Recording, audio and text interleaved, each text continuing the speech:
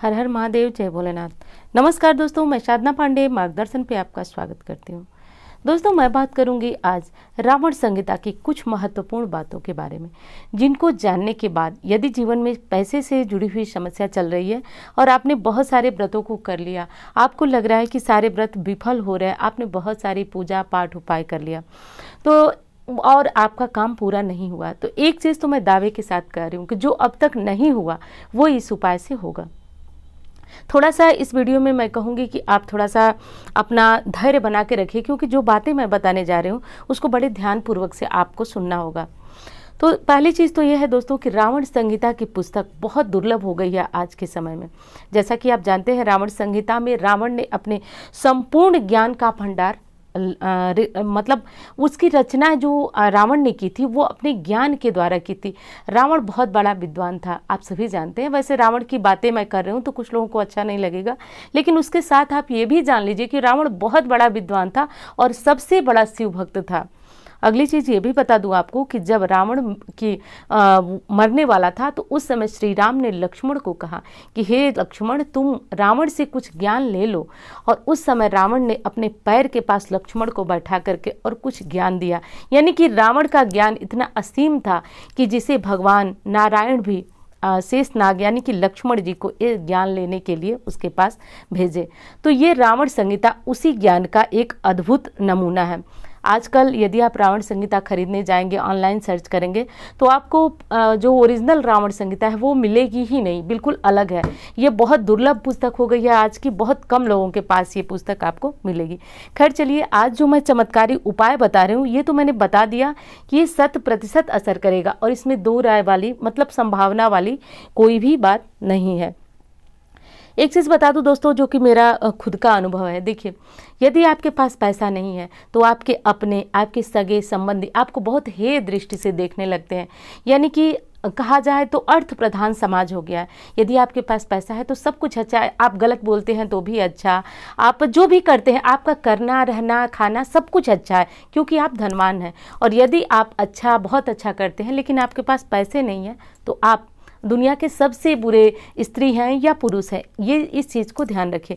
और मैं और आप तो छोड़ ही दीजिए, रामायण में ही तुलसीदास ने लिखा है कि नहीं दरिद्र सम दुख संगमाहि, यानी कि दरिद्रता के समान दुख और दुनिया में कोई नहीं है। मैं ये बिल्कुल नहीं कह रही हूँ कि पैसे से सारी खुशियाँ खरीदी जा सकती, लेकिन हाँ ये ज़रूर कह रही हूँ कि आजकल अर्थ प्रधान समाज है और यदि धन नहीं है तो आपको कदम कदम पे परेशानियों का सामना करना पड़ेगा। तो चलिए, आज रावण संहिता की दो महत्वपूर्ण काम को आप कर लीजिए और देखिएगा कि कैसे आपको जीवन में बदलाव दिखाई देगा। पहला उपाय तो आप आज से, कल से, कभी से शुरू कर सकते हैं, लेकिन जो दूसरा उपाय है वो कार्तिक अमावस्या को आपको करना है। इस चीज़ को ध्यान रखिए। कार्तिक अमावस्या, जो कि मैं पहले ही आपको बता रही हूँ, आजकल जो इस समय जो चल रहा है वो भाद्रपद चल रहा है और आपको क्वार और कार्तिक, यानी कि कार्तिक महीना वैसे ही बहुत पुण्य पुनीत महीना कहा जाता है, भगवान विष्णु का महीना कहा जाता है। और कई ऐसे कमेंट आए हैं मेरे पास जिनको देख करके मेरा मन बहुत ज़्यादा तकलीफ में हो गया है। और जो आगे बातें मैं कही हूँ समझिए कि वो सब उसका निचोड़ थी। और दूसरी चीज़ बता दूं कि आपको ये चीज़ ध्यान रखना है कि ये कार्तिक अमावस्या पे पहला उपाय करना है। दूसरा जो है वो आज से, कल से, कभी से कर सकते हैं। दोस्तों, रावण के बारे में तो आप लोग ये भी जानते होंगे कि वो शिव भक्त था, लेकिन जैसे कि उसकी माँ जो थी राक्षसी थी, पिता ऋषि थे, तो दोनों का गुण हर बच्चे में आता है, माँ पिता दोनों का। तो रावण जो था विद्वान था, यानी कि पिता के समान प्रकांड विद्वान था और माता के समान राक्षसी प्रवृत्ति था। कहा तो ये भी जाता है हमारे शास्त्रों में कि वो नारायण को जानता था, पहचानता था। मुक्ति के लिए नारायण यानी कि श्री राम से लगा। वो चाहता था कि नारायण के हाथों यदि मेरी मृत्यु होगी तो मुझे मुक्ति मिल जाएगी, विष्णु धाम को मैं जाऊंगा। तो बस इसीलिए उसने भगवान श्री राम से जो थी दुश्मनी मोल ली और अपने आप को मृत्यु प्राप्त करा। रावण इतना बड़ा ज्ञानी था। और आज जो कृति या जो मैं उपाय बताने जा रही हूँ ये ओरिजिनल रावण संहिता का उपाय है। इसे बस करने के लिए आप तैयार रहिए। और दोस्तों देखिए, ये अतिशयोक्ति नहीं होगी, आप अरबपति खरबपति भी बन सकते हैं। बस उपाय के प्रति श्रद्धा रखिए। जैसा कि मैं आपको हमेशा बताती हूँ, मानो तो दैव नहीं तो पत्थर। अब करना आपको यह है दोस्तों कि देखिए, पहला उपाय तो आपको करना है कार्तिक अमावस्या से। तो पहला ही सुन लीजिए क्या करना है। तो देखिए, आपको करना यह है कि कार्तिक अमावस्या के दिन आपको एक बेल का वृक्ष लाना है। बेल का पेड़ लाना है, यानी कि पौधा आप नर्सरी से जहाँ से भी ले आए तो ले आना है। आप कोई बड़ा गमला ले लीजिए घर में, इसमें लगा लीजिए, क्योंकि मैं जानती हूँ कि बहुत सारे लोगों के पास स्थान नहीं होगा, तो आप अपने छत पे रख लीजिए, बालकनी में रख लीजिए, जहाँ आपको लगे कि पौधे को थोड़ी बहुत धूप मिल रही है तो आप उसको ज़रूर रखिए। थोड़ा बड़ा गमला ले लीजिए और कार्तिक अमावस्या के दिन ला करके उसमें बेल को लगा दीजिए। अब प्रतिदिन अमावस्या के दिन आपने लगाया तो 15 दिन और मिलेगी कार्तिक में आपको, और हमेशा के लिए आप यदि नियम बना लेते हैं तो निश्चित रूप से आपके जीवन में धन की कमी नहीं होगी। जैसा कि आप सभी जानते हैं कि रावण ने लक्ष्मी माता को जो है अपने यहाँ पूरी अस्थायी तरीके से निवास लक्ष्मी जी का था। रावण इतना प्रतापी था, उसके जो कार्य थे वो राक्षसी थे, फिर भी अपनी तपस्या के द्वारा वो भगवान को मजबूर कर देता था, सभी देवी देवताओं को मजबूर कर देता था। खैर, हमें उसकी तरह नहीं करना है, हमें भगवान को प्रसन्न करके उनसे धन प्राप्ति कराना है। और ये जो बेल वृक्ष है वो श्री जो है शिव जी का प्रतीक माना जाता है, और इसको घर में कार्तिक अमावस्या के दिन लगा करके और प्रतिदिन आप इसमें 1 लोटा जल दीजिए और शाम को गाय के घी का दीपक जलाइए।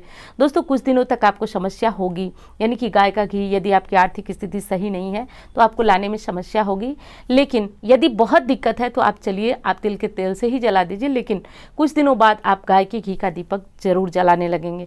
ये कीजिए और 1 लोटा जल दीजिए। काफ़ी आसान उपाय है और इसे आप अपने जीवन पर्यंत करते रहें, आप देखिए जीवन में धन की कमी नहीं होगी।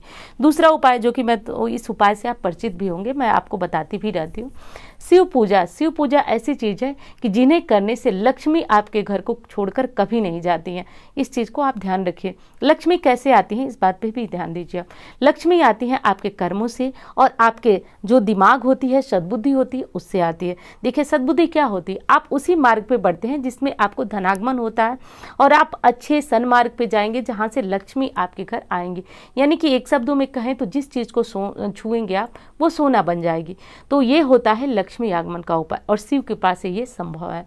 तो अब आपको शिव कृपा पाना है तो जैसे कि आप घर में भी शिवलिंग रख करके उनका अभिषेक कर सकते हैं, मंदिर भी जा सकते हैं। यदि प्रतिदिन कोई शिवलिंग पे 1 लोटा जल समर्पित करता है, थोड़े से अक्षत समर्पित करता है, तो चाहे वो कितना भी दरिद्र हो, उसके जीवन में चाहे कितना भी दरिद्र योग बना हुआ है, निश्चित रूप से 1 साल के अंदर अंदर उसके घर में लक्ष्मी का भंडार होगा। ये कही हुई बात है, इसमें कोई दो राय नहीं है। इस चीज़ को आप भी समझिए। और यदि आप जीवन में बहुत ज़्यादा परेशान हैं तो बिल्कुल मत डरिए। कुछ ऐसे कमेंट भी मेरे पास आते हैं कि लोग कहते हैं कि दीदी हम नहीं जा सकते, रोज़ मंदिर नहीं जा सकते, या फिर लोग कहते हैं हम नहीं जा सकते पीपल के वृक्ष के पास।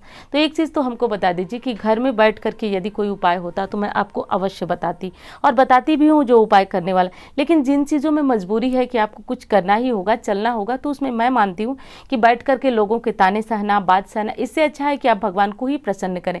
क्योंकि देखिए, दुनिया में ताने देने वाले, कहने वाले बहुत कुछ है, और वहीं पे जब आपका बन जाएगा, जब आपके साथ अच्छा होने लगेगा तो सभी लोग आपके साथ हो जाएंगे। तो इसलिए बहुत ज़्यादा लोगों की बातों पे, इधर उधर की बातों पे भरोसा करने से अच्छा है कि आप जाइए महादेव के मंदिर, वही सुनने वाले हैं। यदि कलयुग में कोई आपको कुछ देने वाला है तो वो सिर्फ और सिर्फ देवादिदेव महादेव हैं। तो आप जाइए, प्रतिदिन उनकी पूजा कीजिए, जो भी सामग्री मिले उससे कीजिए, और ये जो कार्तिक अमावस्या को मैंने उपाय बताया इसे अवश्य कीजिए, और आप देखिए कैसे आपके जीवन में धन होगा। दूसरी चीज़ कि बहुत सारे लोगों के मन में आ रहा होगा कि रावण संहिता का ये उपाय है तो रावण ने मतलब कुछ गलत ही बताया होगा। बिल्कुल नहीं, रावण ने बिल्कुल गलत नहीं बताया था। वो तामसिक कुछ उसमें तांत्रिक प्रयोग भी बताया था जो कि अलग है। ये सात्विक प्रयोग है और आपको बिल्कुल सात्विक प्रयोग बताया जा रहा है। तो इस उपाय को आप ज़रूर कीजिए। कार्तिक अमावस्या में आप इस उपाय को करें। कार्तिक महीने से जुड़ी हुई और सारी वीडियो आपको मिलती रहेंगी।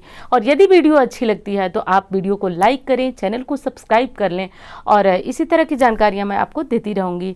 और बाकी भोलेनाथ की इच्छा, जैसे आपको अच्छा लगे कि वीडियो अच्छी लग रही है तो आप लोगों तक शेयर भी कर सकते हैं। तो उम्मीद करती हूँ जानकारी आपको बहुत अच्छी लगेगी। धन्यवाद।